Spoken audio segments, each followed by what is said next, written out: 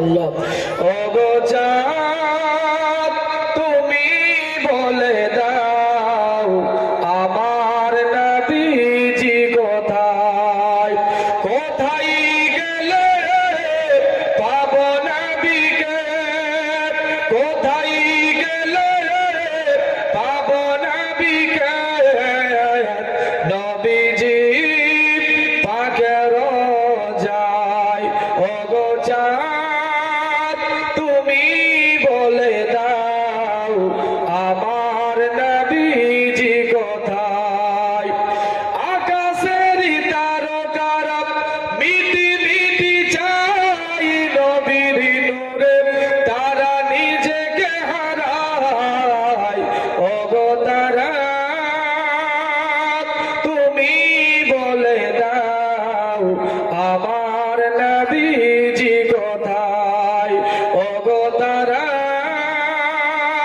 তুমি বলে দাও আমার নবীজি কোথায়, কোথায় গেলে পাবো নবীকে, কোথায় গেলে পাবো নবীকে, নবীজি পাকের যায়।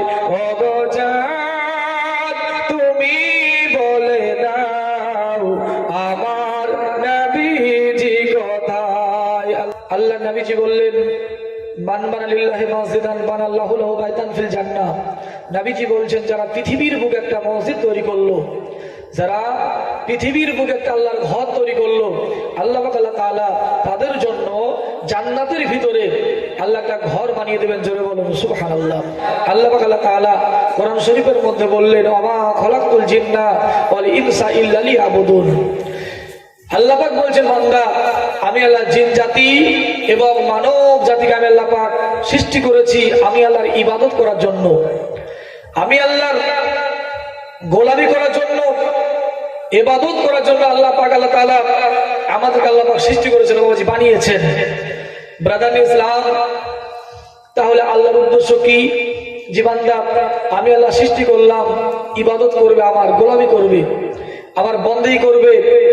বাবা জীবন ভাইরা আমার, আল্লাহ ছাড়া সেজদা হারাম বাবাজি, আল্লাহ ছাড়া সেজদা হারাম। আমরা আল্লাহকে এক জানি, এক বলে মেনে নি বাবাজি, একই আমরা বলি আল্লাহকে যে আল্লাহ এক, আল্লাহ কোনো শরীক নাই, ভাগিদার নাই, অংশীদার নাই বাবা জীবন ভাইরা আমার। এবং আল্লাহকে এক মনে করে আমরা সেজদা করি বাবা জীবন ভাইরা আমার। আল্লাহ ছাড়া সেজদা হারাম এটা আমরাও বলি।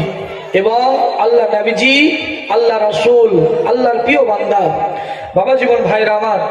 তাহলে নামাজ শুধু ইবাদত তা নয়, শুধু নামাজটাই ইবাদত তা নয়, মানুষকে ভালো পরামর্শ দেওয়া এটাও হলো ইবাদত, কোরআন শিক্ষা দেওয়া এগুলি হলো ইবাদত, দিনের দাওয়াত দেওয়া এগুলি হলো ইবাদত। বাবাজি রাস্তায় কাটা ঢিল ইট পাটকেল পড়ে আছে, মানুষের পায়ে লাগবে, হটিয়ে দেওয়া এটাও হলো ইবাদত, মানুষকে ভালো পরামর্শ দেওয়া এটাও হলো ইবাদত। বাবাজি ভাইরা আমার, আমরা ইবাদত এগুলি জানলেও বাবাজিরা আমার, যেমন আপনার পিতামাতার সেবা এগুলি হলো ইবাদত। ব্রাদার ইসলাম, তাহলে এগুলি ইবাদত। এবং নবী আল্লাহ পাক আল্লাহ তাআলা বলছেন বান্দা তোমরা আমি আল্লাহর ইবাদত করো আর নবীজির মোহাব্বত ভালোবাসা অন্তরে রাখো, আর প্রত্যেকটি কাজে আমি আল্লাহর প্রতি ভরসা করো। বাবজিরা আমার, কোন বিপদ হয়েছে বাড়িতে হতাশ হবেন না, কোন বিপদ ঘটে গেল হতাশা নয়, আল্লাহর প্রতি ভরসা করো। বান্দা যে কাজে আল্লাহর প্রতি ভরসা করে ওই কাজটা বান্দার জন্য আল্লাহ সহজ বানিয়ে দেন। কি করেন বলেন? আল্লাহ কি করেন? ওই কাজটা বান্দার জন্য আল্লাহ সহজ বানিয়ে দেন, বান্দার জন্য সহজ হয়ে যায় যে কাজে বান্দা আল্লাহর প্রতি ভরসা করে। বাবা জীবন ভাইরা আমার, একটা আপনার খুব সুন্দর হেকায়াত আল্লামা শেখ সাদী রহমতুল্লাহ আলাইহি উনি আপনার ওনার ফার্সি কিতাবের মধ্যে লিখেছেন। কি বলেছেন? খুব সুন্দরভাবে উপদেশ। উপদেশ কি? একজন রাজার একটা প্রজা ছিল, গোলাম। তো প্রজা গোলাম প্রত্যেকটি কাজে বাবাজি আল্লাহর প্রতি ভরসা করতেন। একদিন হঠাৎ করে বাবা রাজার একটা আঙুল কেটে গেল। তো আঙুল কেটে গেছে, রক্ত বের হচ্ছে। রাজা মশাই বড় অস্থির, মন বড় বেজার, মন বড় খারাপ। উজির ডেকে বলল, হুজুর চিন্তা করিয়েন না, আপনার যে আঙুলটা কেটে গেছে এর মধ্যে কোনো মঙ্গল আছে, এর মধ্যে কোনো ভালাই আছে, আপনি উত্তেজিত হইেন না, মন ভারী করিয়েন না, আল্লাহর প্রতি ভরসা করুন। রাজার বড় রাগ হয়ে গেল যে আমার আঙুল কেটে গেছে, রক্ত বের হচ্ছে, জ্বলন ধরেছে, জ্বলছে, আর এর মধ্যে আবার কি ভালাই আছে, এই এক কাজ কর, একে জেলে ভরে দে, উজিরকে জেলে ভরে দে। রাজা সহ্য করতে না পেরে উজিরকে আপনার জেলে ভরে দিল। উজির ডেকে বলল, হুজুর আপনি আমাকে জেলে ভরে দিলেন, এর মধ্যেও কোনো মঙ্গল আছে, ভালাই আছে। বাবা জীবন ভাইরা আমার, এক সপ্তাহ পরে আপনার রাজা মশাই গেলেন শিকার করতে জঙ্গলে। উনি ক্লান্ত শিলান্ত হয়ে বাবাজি একটা গাছের তলায় বসে আছেন। সুবহানাল্লাহ, চোখ খুলে দেখলেন কয়েকজন মানুষ তীর, ধনুক, বল্লম, তারওয়াল হাতে নিয়ে বাবাজি ঘেরাও করেছে। বলে চল। বলে কোথায়? বলে আজকে তোকে নিয়ে যাব, আর আমাদের দেব দেবীর নামে তোকে বলি দেওয়া হবে, জবাই করা হবে আমাদের দেবতার নামে, চল তোকে নিয়ে যাব। ওদের মধ্যে একজন বলে, হুজুর একে ধরে নিয়ে যাবেন, একবার চেক করে দেখুন না, মানে আমাদের যে দেবীর নামে বলি দেওয়া হবে কোনো খুঁত থাকলে হবে না, নিখুঁত হওয়া লাগবে, নিখুঁত মানুষ লাগবে, একবার চেক করে দেখে নেন, তাহলে কষ্ট করে নিয়ে যাওয়াই হবে। বাবাজিরা আমার, চেক করে দেখা হলো একটা আঙুল কাটা। বলে হুজুর চলবে না বলি দেওয়া, নিখুঁত মানুষ লাগবে যার কোনো খুঁত নাই। ছেড়ে দেওয়া হলো। এর মনে পড়ে গেল উজির বলেছিল, হুজুর আপনার আঙুল কেটেছে, আপনি হতাশ হবেন না, এর মধ্যে কোনো ভালাই আছে। যদি আজকে আমার আঙুল না কাটতো আমি জবাই হয়ে যেতাম, কুরবানি হয়ে যেতাম, বলি হয়ে যেতাম, তো এর মধ্যে কোনো ভালাই আছে। বাবাজিরা আমার বাড়ি গেলেন। বাড়ি যাওয়ার পরে উজিরকে আপনার জেল থেকে বের করে দিলেন। সব ঘটনা আপনার উজিরকে বলে, উজির এই ব্যাপার ঘটে গেছে। উজির বলল, হুজুর আপনাকে আগেই বলেছিলাম যে আল্লাহর প্রতি ভরসা করুন, আল্লাহর প্রতি ভরসা রাখুন, কোনো অসুবিধা নাই, এর মধ্যে কোনো মঙ্গল আছে, ভালাই আছে। দেখলেন তো, যদি আপনার আঙুল না কাটতো আপনি দেবীর নামে বলি হয়ে যেতেন, কুরবানি হয়ে যেতেন। বলে হুজুর এর মধ্যে ভালাই। রাজা দেখে বলল, উজির আমি নাহি বুঝতে পারলাম আঙুল কেটে গেছিল, এতে আমার ভালাই ছিল, এবার তুমি বলো, আমি তোমাকে জেলখানায় দিয়েছি, আমি তোমাকে জেলে ভরে দিয়েছি, এর মধ্যে তোমার কি ভালাই আছে? দেখে বলল, হুজুর এর মধ্যেও ভালাই আছে। বলে কি? যদি আপনি আমাকে জেলে না ভরতেন তো আপনি যেখানে যান সঙ্গে আমাকে নিয়ে যান, তাহলে আপনার আঙুল না কাটলে পরে, আপনি আমাকে জেলে না ভরলে পরে সঙ্গে আমাকে নিয়ে যেতেন, আর সঙ্গে আপনার আমি গেলে পরে আমার কোনো খুঁত নাই, আপনার তো আঙুল কাটা ছিল, আপনাকে ছেড়ে দিত আর আমাকে ধরে নিত, আমার কোনো খুঁত নাই বলে, আমার কোনো জায়গা কাটা নাই বলে আমাকে নিয়ে গিয়ে আমাকে দেবীর নামে বলি দেওয়া হতো। জোরে বলুন সুবহানাল্লাহ। বলো হুজুর আপনি জেলে ভরেছেন, এটাই হলো আমার মধ্যে ভালাই, এটাই হলো এর মঙ্গল। বলে হুজুর এই লেগে বলেছিলাম, বলে হুজুর যে কোনো কাজে হতাশ হয়ে যেন না, আল্লাহর প্রতি ভরসা করুন, আল্লাহ পাক তাআলা বান্দার জন্য সে কাজটা সহজ করে দিবেন যে কাজে বান্দা আল্লাহর প্রতি ভরসা করে। বাবা জীবন ভাইরা আমার, তাহলে আল্লাহ পাক তাআলা কোরআন শরীফের মধ্যে বলছে, বান্দারে আমি আল্লাহ তোমাকে সৃষ্টি করেছি কেন? আমি আল্লাহর ইবাদত করার জন্য।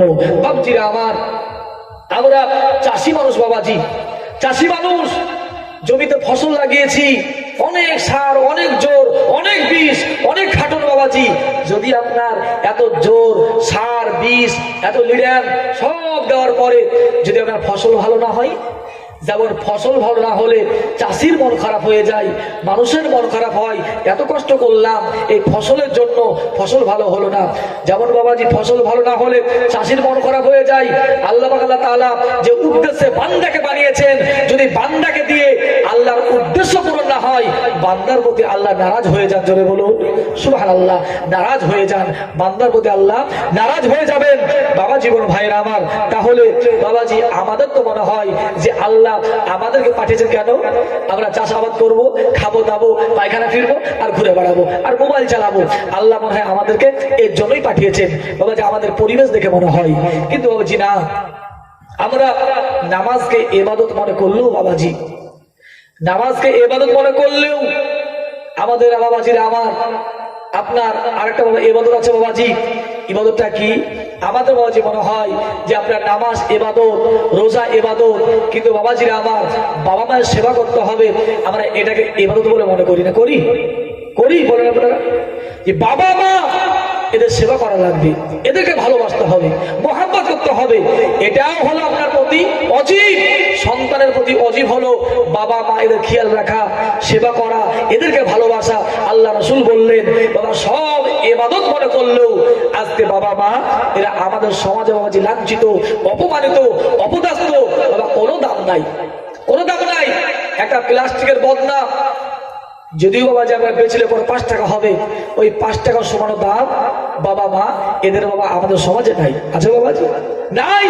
ব্রাদার ইসলাম বাবাজিরা আমার বলবো বাবাজি যদি পৃথিবীর জামিনে সম্মান পেতে চান, যদি পৃথিবীর জামিনে সম্মানী হয়ে বাঁচতে চান, পৃথিবীর জামিনে রুজিতে বরকত পেতে চান, বাবাজিরা আমার বাবাকে ভালোবাসুন, মাকে ভালোবাসুন। আল্লাহ রাসূল বলছেন তোমরা বাবা মা এদেরকে ভালোবাসো। কারণ নবীজি বলছেন হাজী হয়েছো, গাজী হয়েছো, 14 বার হজ করেছো, মৌলবি হয়েছো, যদি বাবা মা এদেরকে অসম্মান করো, যদি তোমার ব্যবহারে আচার আচরণে বাবা মা এদের পরিচয় ব্যথা লাগে, আল্লাহর কসম তোমার কোনো ইবাদত আল্লাহর দরবারে কবুল হবে না। জোরে বলো।